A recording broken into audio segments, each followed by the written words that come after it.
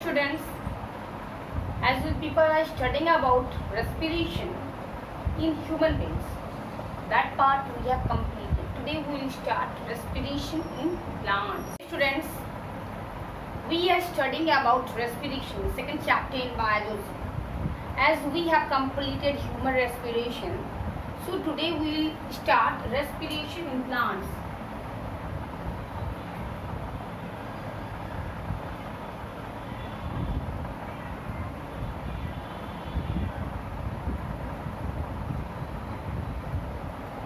Respiration in plants. It is a very important process in plants also for taking in carbon dioxide and releasing out oxygen. Here exchange of gases takes place. So here exchange of gases takes place. Exchange of gases takes place.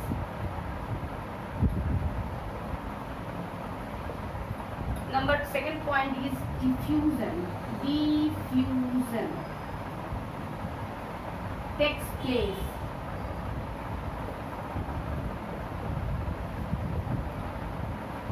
Exchange of gases takes place means when this steps occurs when inside carbon dioxide is less in the plant body and in the surrounding lots and abundance of carbon dioxide is present, then exchange of gases takes place.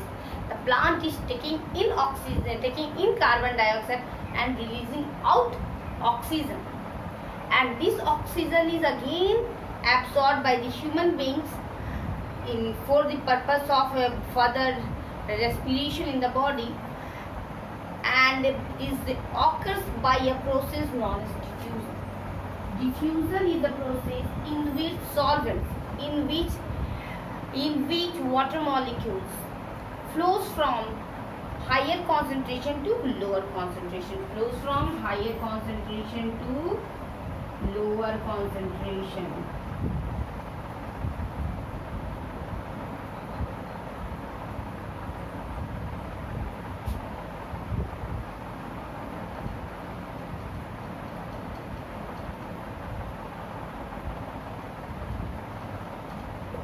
So we know these things. We know that every individual, every living organism need oxygen, need carbon dioxide for their survival. So in the plants also need these gases for their survival. So which part? As we know that on the leaves we have stomata. We have stomata, which helps in respiration or transpiration in plants. This stomata is present on the leaf surface. Where it is? On the leaves. It is on the leaf surface. Opening and closing of stomata leads in the exchange of gases. As I have explained you people about stomata in the previous video, again let me explain. It is on the leaves. It has guard cells. Stomata has guard cells. It has guard cells. It is bean-shaped structure.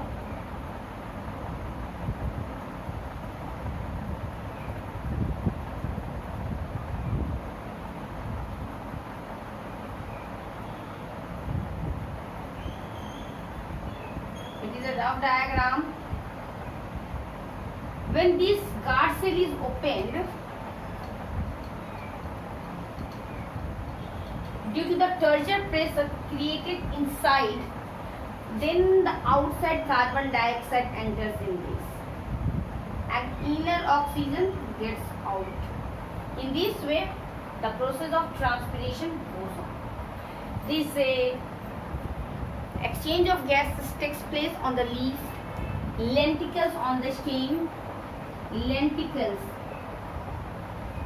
on the stem, and more different parts of the plant body. We know that in few plants, as we see banyan tree, or we can see mangrove.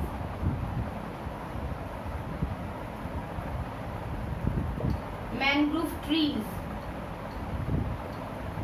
You can see that in these plants that suppose this is a plant, they have aerial roots. The root is outside the plant body. The root is outside the plant body. In this condition, the plant in the aerial roots, the roots are taking in oxygen. They are taking in oxygen and releasing carbon dioxide for the purpose of respiration and photosynthesis. These mangrove, these roots are known as breathing roots. These are known as breathing roots. The root which is outside the plant body, which are always present in the atmosphere, not inside the soil. These types of roots are known as aerial roots or breathing roots.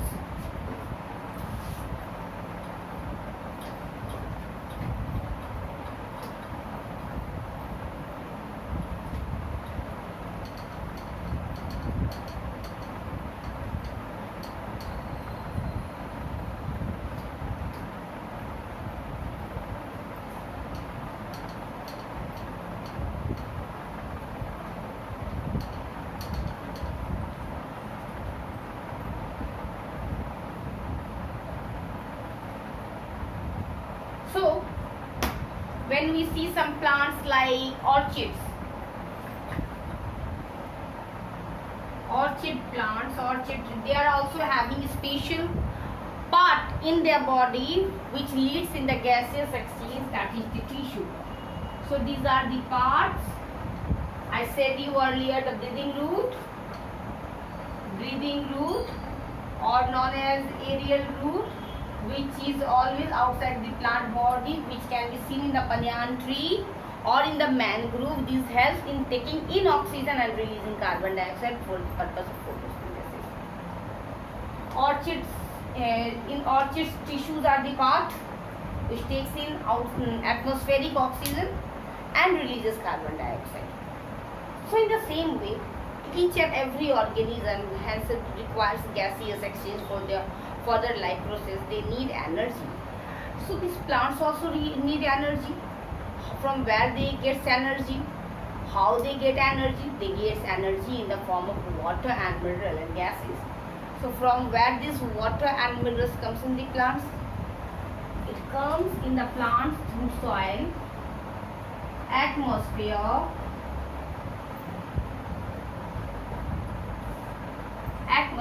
through roots. Now let me explain you about soil little bit. It's a very important part. Soil. What is soil? Everyone can answer that topmost layer of the earth is called soil. No, it's absolutely wrong. What is soil? The uppermost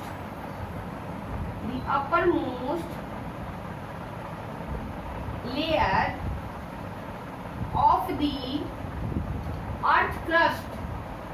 earth crust is called soil.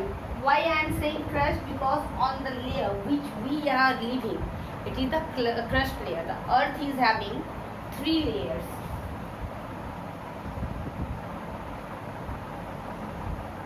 The inner one is core, the middle one is mantle, and the outer one is crust.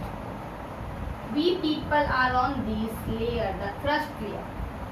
So when you see the crust layer, when we will study further, when we proceed more further, let's understand about soil, how the conduction occurs in plants. So there are 4 layers in the soil. The topmost layer, horizon A, horizon B, horizon C, and horizon D. Horizon D is the bedrock or the parent rock. It is the topmost one. Here we can see mild, small particles of the soil rocks are present in this layer. Small, very porous. When we go to horizon B, it is little bigger. It is little bigger than the topmost layer. little bigger, like this.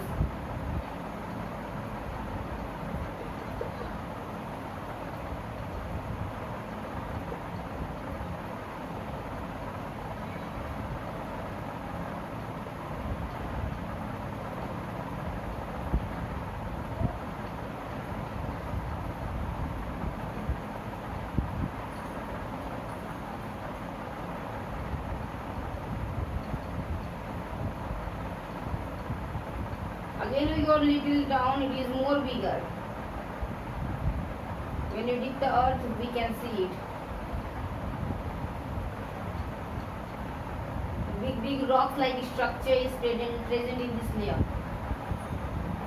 Again we go down in the top bedrock or the bedrock, it is more bigger than the horizon sea also. Like this, big. This is a very hard to break. So we grow plants on this layer. On this layer, we are growing the plants. Whatever plants we are growing on this layer. The root penetrates inside the horizon A and few parts goes very deep in horizon B. It is not going in horizon C or horizon D. From here, the roots. In this root carries, it will go more deeper and deeper to nearby water bodies. From there it will get air. From there it will take water. This water is taken up from these parts, from the soil, inside the soil. And gaseous exchange takes in the leaves. And photosynthesis occurs in this. Water is carried up through these vessels known as conducting vessels. Conducting vessels known as xylem and phloem. Xylem and phloem. You people have read about this in class 9th. Tissues. Remember the chapter tissues. Phloem, xylem and phloem. And tissues, parenchyma, sclerenchyma and collenchyma. So these are the conducting vessels which carries the water and minerals to the stem, from stem to the tip of the plant. And air is obtained from the atmosphere. When the guard cells opens, this process of respiration and transpiration occurs over there. In this way, the plants are preparing their food and they are doing respiration. Clear?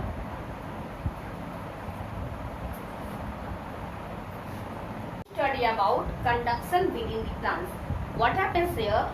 The stomata has a series of spaces. The stomata has a series of spaces between the cells inside the plant, which forms a continuous network all over the plant. The stomata forms the network all over the plant. Now the spaces are very large. The species are very large in the leaves as compared to the other parts of the plant. First point we got, the stomatal openings as a series of spaces between the cells inside the plant, which forms a network within the plant. The second point we got, that these spaces are very larger in the leaf as compared to the other parts of the plant. Now the sugar molecule. Now here the sugar molecule will be broken down. It will be broken down in the form of carbon dioxide and water. Carbon dioxide and water, it will be broken down, and from here and the energy will be produced. This carbon dioxide will radiate out. It will go out in the atmosphere, and this water molecule will come out through the process of condensation, and energy will be used by the plants. This is the way in which conduction occurs in the plant. Now aeration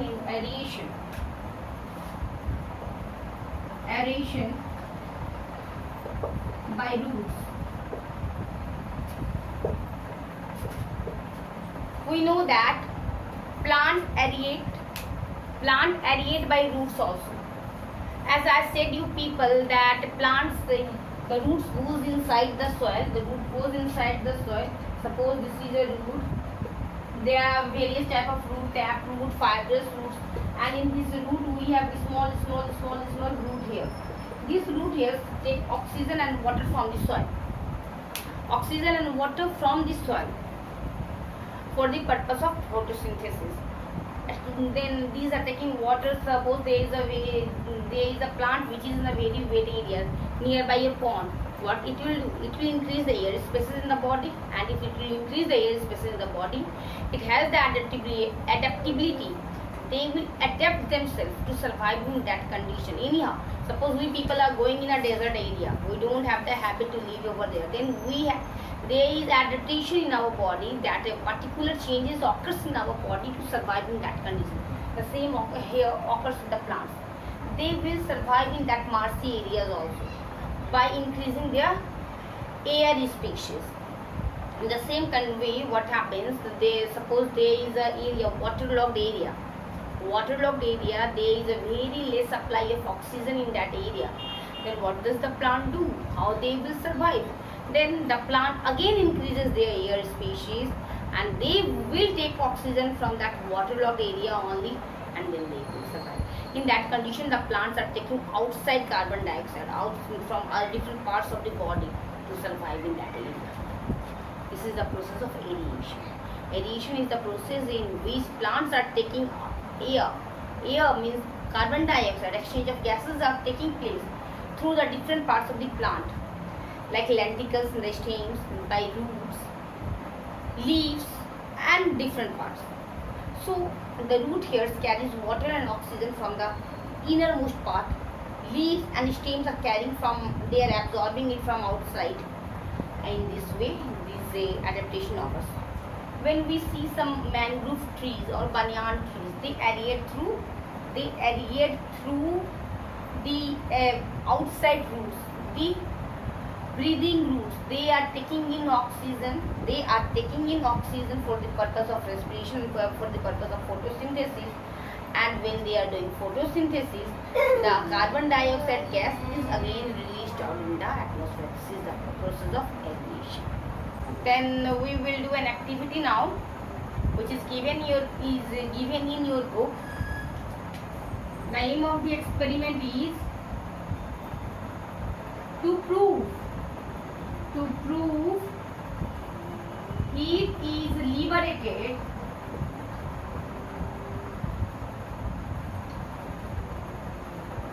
during respiration.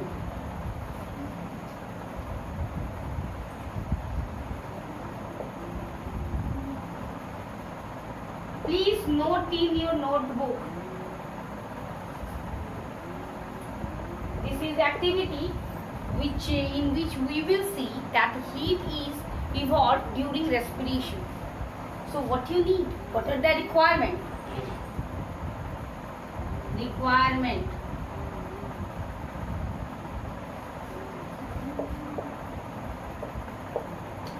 Two thermoflasks.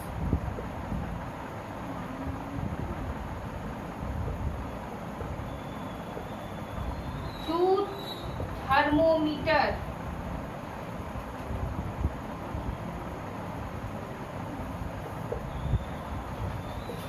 Single hole rubber cork.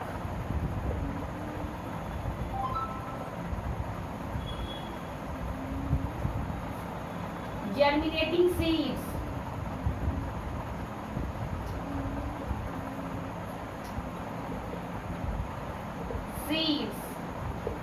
Dry seeds.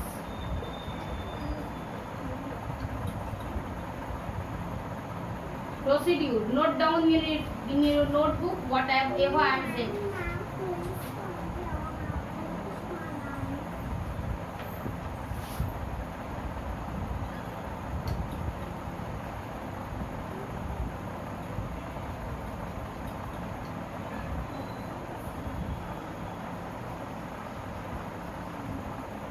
Procedure. Whatever I am saying, note down in your notebook. We will take a handful of bajra or moong dal, bajra seeds or moong dal. Suppose I have to perform the activity tomorrow, then today night only I will soak this moong dal or bajra seed in a water. Just we will soak it in water. Keep it till full night. Keep it in water. In the morning you take it out, take a cotton cloth, in that put the seeds, take out it from the water, just take it out from the water, put it in the cloth and tie it with a string tightly and keep it in the corner of your room. Let it be, leave it for at least 2 to 4 hours. It will start germinating. You can see that the small plumule will come out, the germinating seed. When the seed germinates, the white part which is coming out, that is called plumule, that is the stem part, and when it will come in the down, that is called radicle, that is the root. When the plumules come out, take a thermoflask, put the handful of the seed in the thermoflask. When you keep it, tie it tightly with the rubber cork and put a single thermometer in one jar. Keep it aside. Take another jar, put dry seeds, again put a thermometer and keep the flask. Note the initial reading. Initial reading means the starting reading of the temperature. What is the temperature at that time when you have started your experiment? Just note it in your notebook. You have to perform this activity for 24 hours, at least 24 hours. After every 22 hours, just note the reading of both the flasks in your notebook. Mark it one means jar 1 and jar 2 means A or B. Write down till 24 hours. After each 2 hours, you note it down. Then what you will see? What is your observation? Your observation is that there is an initial increase in temperature in the germinating seeds. The temperature will increase in the germinating seeds and the temperature will be constant in the seed, in the dry seeds. There is no increase in temperature. So what is your result? Your result is that there is that heat is evolved during respiration. This is the experiment you can perform in your home also. When you do, you just need to thermometer, 2 jar you take, in that on you do your activities. So this is your experiment. Write down whatever I said. Again I am repeating the procedure. Take a handful of moong dal or bajra seeds, soak it in water. Again take it out, put in a cotton cloth and tie and keep it aside for at least 2 to 4 hours. When it starts germinating, take a flask, put the seeds, germinating seeds, put a thermometer and keep it aside. And tie it means tightly you just put the thermometer by the help of a rubber cork. Take another jar, put dry seeds, again put a rubber cork and again a thermometer. Just note that the bulb of the thermometer should be deep inside in both the seeds of both the flasks. Then write the initial temperature. When you write the temperature, just write the temperature after every 2 hours. Every 2 hours note the temperature till 24 hours. Then you will see that your observation will be that there is a constant increase in the temperature in the germinating seeds, but there is no increase in temperature in the dry seeds. And your result is that the heat is evolved during respiration. Do the activity in your home. You can try it and write it in your notebook. Now the next topic is I will just explain in a very brief because I have explained in detail in the last videos. Many times I explained to people. Respiration and photosynthesis. I will just explain respiration and photosynthesis. Respiration is a process of breakdown of glucose. Here the glucose molecule is breaking down for the further release of energy and carbon dioxide. But photosynthesis is the process of preparing the foods by in the presence of sunlight, air, water and food. This is the main difference between photosynthesis and respiration. So we have completed chapter 2 today. In the next video we will start chapter 3. So you people make the notes in your notebook properly, write it down. Having any doubt then ask. Okay, thank you.